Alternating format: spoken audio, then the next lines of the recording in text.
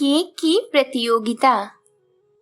यह बात सुंदरवन जंगल की है, जहाँ अक्सर ही किसी न किसी चीज की प्रतियोगिता होती रहती थी। रविवार का दिन था। सभी पंछी एक जगह इकट्ठा हुए, क्योंकि आज भी चीन राजा ने कोई न कोई प्रतियोगिता अवश्य ही रखी थी। चीन राजा ने सभी से कहा, मेरी प्रिय प्रजा, मैंने आज सभी को जिस प्रतियोगिता के बारे में बताने के लिए बुलाया है, उसका नाम है केक की प्रतियोगिता। जो भी अच्छा और स्वादिष्ट केक बनाकर लाएगा, उसे उचित इनाम दिया जाएगा। यह प्रतियोगिता 2 भाग में होगी।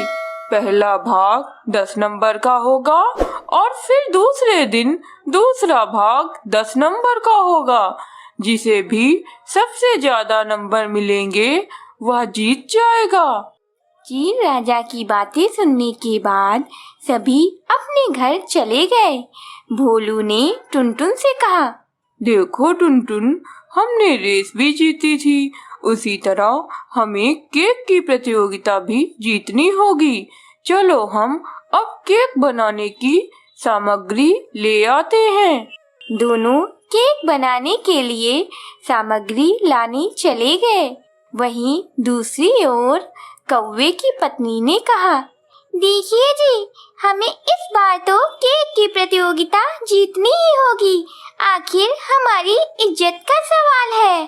कौवे ने कहा, भैंस की टांग, पिछली प्रतियोगिता में तो किस्मत ने भोलू का साथ दे दिया था, लेकिन इस बार तो हम ही जीतेंगे। चलो हम केक बनाने की तैयारी करते हैं। सभी पंछी अपने अपने घर में केक बनाने लगे। टुनटुन और भोलू ने बहुत अच्छा केक बनाया, तो वहीं दूसरी ओर कौवे ने भी बहुत अच्छा केक बना लिया था। सभी पंछी दूसरे दिन अपना अपना केक ले जाकर चीन राजा के सामने रख दिया। चीन राजा ने सभी का केक एक एक करके चखा और बोले, सभी का केक मैंने चख लिया है। मैं डमरू को 10 में से 5 नंबर देता हूँ, चिंटू को 10 में से 2 नंबर देता हूँ और जुमले को 10 में से 0 नंबर देता हूँ, क्योंकि जुमले का केक बहुत ही सड़ा है। और मैं कौवे को 10 में से 8 नंबर देता हूँ और टुनटुन को भी 10 में से 9 नंबर देता हूँ। टुनटुन, तुम्हारा केक बहुत ही स्वादिष्ट है, खाते ही मजा आ गया। चीन राजा को टुनटुन की तारीफ करते देख कौवे को बहुत ही गुस्सा आ रहा था। चीन राजा ने कहा, आप सभी अपने घर जा सकते हैं। कल भाग 2 का आयोजन किया जाएगा। जिसके ज्यादा नंबर होंगे, वह जीत जाएगा। सभी अपने घर पहुंच गए। घर पहुंचने के बाद कौवे ने अपनी पत्नी से कहा, अरे भाग्यवान, मुझे तो लगता है कि यह प्रतियोगिता भी टुनटुन और भोलू ही जीत जाएंगे। भैंस की टांग, चीन राजा ने उन्हें 9 और हमें 8 नंबर दिया है। कल भी टुनटुन बहुत ही स्वादिष्ट केक बनाकर लाएगी और चीन राजा उसे विजेता घोषित कर देंगे।